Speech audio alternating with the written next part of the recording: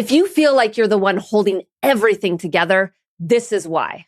Most of your mental load isn't coming from tasks. It's coming from ownership, the things that you've silently decided are yours, the responsibilities you've absorbed without even realizing it, the emotional weight you carry because you can. In this episode, I'm breaking down why subtraction actually reduces mental load faster than organization and how to decide what no longer belongs on your calendar or ledger. Because you don't feel heavy because life is too much or too big. You feel heavy because you're carrying the weight of too much. If you're exhausted from being the default at work, at home, everywhere, then this episode is a must listen. Are you ready? Let's get to it. Well, hello there, working moms. We are diving into the third mental load hack in this short series. So far, we've talked about the importance of visibility, meaning you are making visible the invisible tasks and questions and worries that are on your mind. And you kind of got to get them out of your head, right? And onto paper or in some sort of note on your phone. You got to get it out. That's the first hack.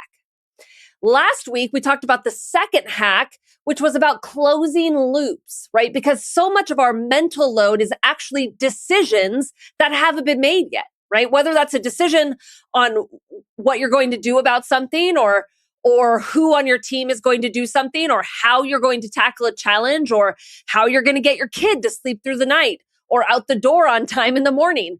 And what we talked about last week is how important it is to actually close those open question loops in our head so that our brain doesn't feel the need to hold on to those tasks any longer. This week, the third mental load hack that we're going to talk about is downshifting. And I'm going to explain what I mean by downshifting here in a moment, but we're going to talk about it in two ways. The first way is downshifting or sort of delegating assumed tasks or obligatory tasks. And the second way we're going to talk about it is downshifting expectations of tasks. Okay. So let's talk about shifting assumed tasks. All research pretty much shows that women are the default planners, rememberers, coordinators, doers at both work and home, right? The real problem is that we actually take on assumed tasks, meaning we say yes to things even when it's not our job, right? That we assume responsibility for things that then take away our time and our energy from our actual priorities. In other words, mental load accumulates not just through obligation, but through assumption. I'll never forget a client that I worked with one-on-one a while ago. She was telling me about how she was sitting around a conference table with a bunch of executive leaders in her office, and she was one of the only women at the table. I think there was like two. And there was this series of decisions that this particular executive group had to make. And then, of course, out of those decisions came follow-up tasks, as often happens.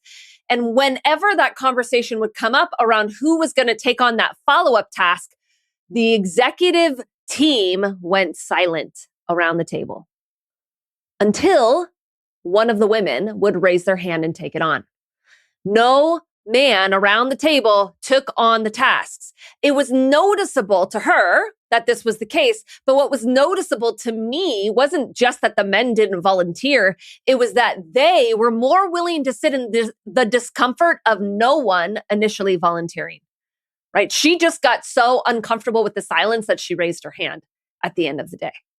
This is one of the biggest challenges for us as women, that we tend to hold on to a lot of the mental load for our teams, for our families. But it's not that we're the only ones that are capable or even willing to take on a task or a project, or even we're likely not the only one even noticing, right?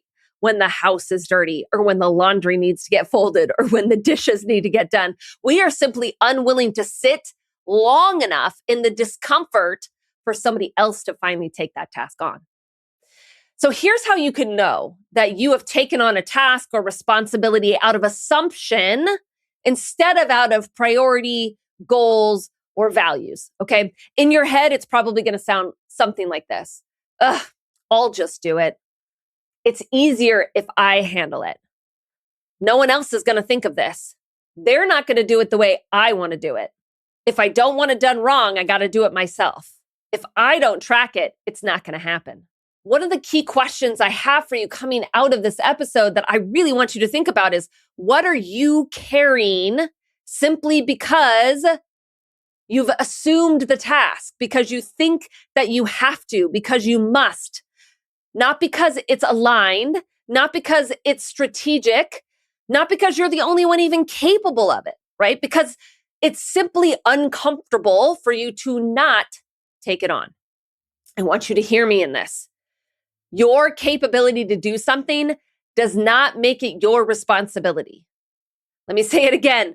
Your capability for doing something does not equal your responsibility, right? Just because you can or nobody else will doesn't mean it's your job. It doesn't mean you should assume responsibility. This is one of the reasons why women's schedules are so filled from 8 in the morning until 4 p.m. in the afternoon with meetings, right? Someone invites you to join a meeting and you assume it's your job to say yes, right? You assume that if you can make it work, you should. You assume that if you were asked, it must be important that you're there.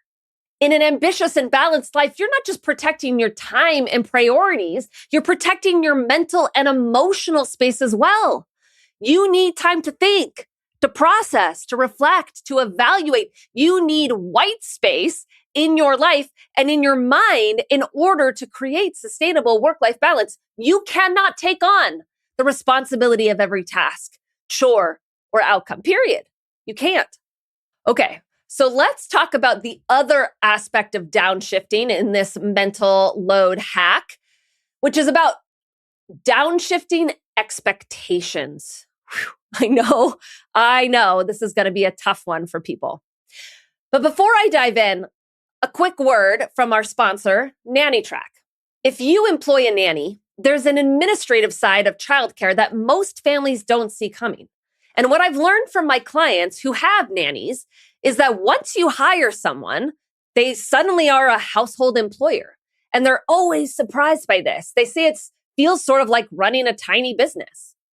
And I've watched for my clients how quickly it becomes overwhelming. The IRS estimates alone can take up to 60 hours a year, which is why a lot of families either feel stuck or end up paying a lot for full service payroll help. Nanny Track is a simple, affordable DIY tool that helps you stay organized, track pay and PTO, estimate taxes, and get everything ready to file correctly. It's just $49 a year, and you can try it for free for 14 days by going to tracknannypay.com. Okay, so let's get back to talking about the mental load hack of downshifting, specifically downshifting expectations. Another way people might talk about downshifting expectations is they'll say lowering expectations, but I really hate using that phrase because it feels terrible, right? I'm an all-in person. You probably are too. I want things to be right. I want them to be at their best. I do not want to settle. And so when people talk about lowering expectations, it feels like they're talking about, and oftentimes they'll even say, it's moving from like A work or A plus work to B minus work, right? Well, that doesn't feel good to me to do B minus work. So instead of thinking about it like that, I think about it as if I'm downshifting expectations. In other words, I'm shifting the expectations that I have for something in order to make room for expectations I have for something else. Okay, so let me give you an example. I was having a coaching conversation with a one-on-one client just last week. And we were talking about a meeting that was scheduled from 5 to 6 p.m., which is squarely in the middle of her family time. It's dinner making time. It's the time that she spends with her kids, right? And when I asked her, why did you accept this meeting during what is always your sort of priority family time? She started with excuses about explaining how several people in this meeting are all over the world. And so based on the time zones, this is really the best time. And I said, well, what would happen if you weren't at this meeting? Like, what if you just didn't go? And she said, well, that's sort of the problem, because if I didn't go to this meeting, they're likely just going to have it without me because it's more convenient for them to have it at this time. And so they're not going to get to the best outcome if I'm not there. And so this is what I said to her. I said, How important is it that you optimize for the outcome of this meeting? How important is it that you optimize for the outcome of this meeting? Is it important enough for you to skip family time so you can optimize whatever results is going to come from this meeting instead of just letting it be whatever it's going to be? Because at this point, it's really about a cost benefit analysis. That's what we're talking about when we're kind of talking about downshifting expectations, right? The incremental gain that my client gets from being on this meeting and turning whatever good results the team is going to come to a slightly better one, does that benefit outweigh the sacrifice of personal time, which is the cost, right?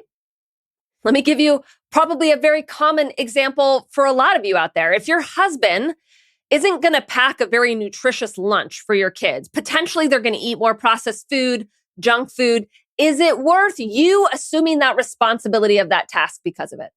Is it worth you having to think through the lunch packing options, making sure you're stocked with the lunch packing options, making sure that they're going to eat everything that you put in there, talking to your kids about what they're going to eat, all the other tasks that are involved with packing kids' lunches? Is it important enough for you to assume responsibility of that task and all of the mental load associated to it, right?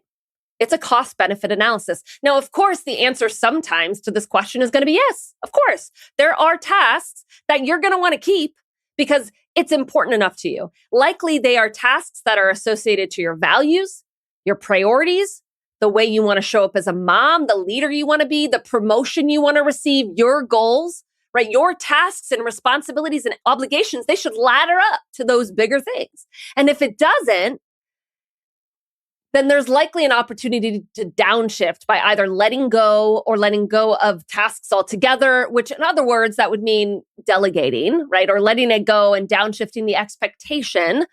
So the kids are getting fed, but they're not getting a nutritiously packed lunch, right? It's fine. Your team is going to get to an outcome at that meeting and it's going to be satisfactory. It's fine. Some things in your life need to be fine so you can excel and go all into others, right? Not everything can have your 150%. At the end of the day, I always think it's going to feel better to be going 150% into a few things that really matter to us than being at like 70%, 75% to everything. Mental load decreases faster through subtraction than optimization. Let me say that again for the people in the back, okay? The mental load decreases faster through subtraction rather than optimization. Meaning this isn't about being more productive, better time management strategies. It's about literally letting go, subtracting from your responsibilities, obligations, and tasks. So instead of asking, how can I manage this better? How can I get more done in my day? I want you to ask, does this task even need to be mine? And if it doesn't, you get to choose to delegate it, delay it, drop it, or downshift it altogether. A quick recap for you. The mental load, which is held primarily by women in both teams and at home, is not defined by how many things you have to get done, but by the weight or responsibility of remembering, evaluating, deciding, optimizing, or in other words, simply holding each one of those tasks. Yes, there is a stigma in America that says women are better at the cognitive labor or the mental load of tasks and household management. But we as women have also been conditioned to be better, right? At a young age, we as women are taught how to do things and how to carry responsibility of things in a way that our young men simply are not. But there are some things that we can do about it that are fully in our control in order to release some of that mental load. Number one, you need to make visible the invisible, meaning write it down. I would even say share it with your partner, share it with your spouse, share it with your friend. Just last week, I was feeling the weight of some decisions in my business and I texted about 5 of my friends and I asked if they would sort of hold these decisions with me, right? To check in with me about it, even pray about it if that's their thing. And immediately, because I asked that, I felt so much lighter by simply making the invisible visible to both me and to others. Number 2, close the open loops, right? When your brain asks, what should I do about that?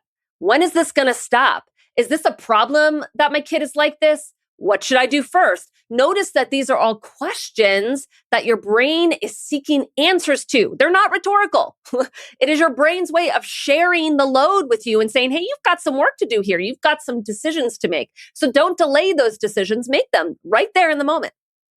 And number 3 that we talked about here today is downshifting the assumption of responsibility in new tasks or downshifting expectations of those tasks because the cost-benefit analysis of doing it is simply not worth it. You don't have to carry the mental load on your own. So often when I first start working with my clients, my job as their coach is to help them weed through the various responsibilities, expectations, and tasks that they're feeling committed to, and to help them actually make a decision about what's important to them. I help them build an internal compass based on their values, their purpose, their goals, who they want to be in this world, so that their work, their commitments, and ultimately their schedule all feel in alignment with the life that they want. If you are feeling underwater right now and you need help weeding through all of the tasks and responsibilities, you need a compass guiding you. This is the exact work I do in coaching, and I would love to connect with you on a call. And right now is the perfect time to schedule this call because I have put together a very special strategy call that I am calling your Break Free from Stress strategy call. This is a 30-minute private conversation with me where we are going to break down exactly what your priorities are and what they are not.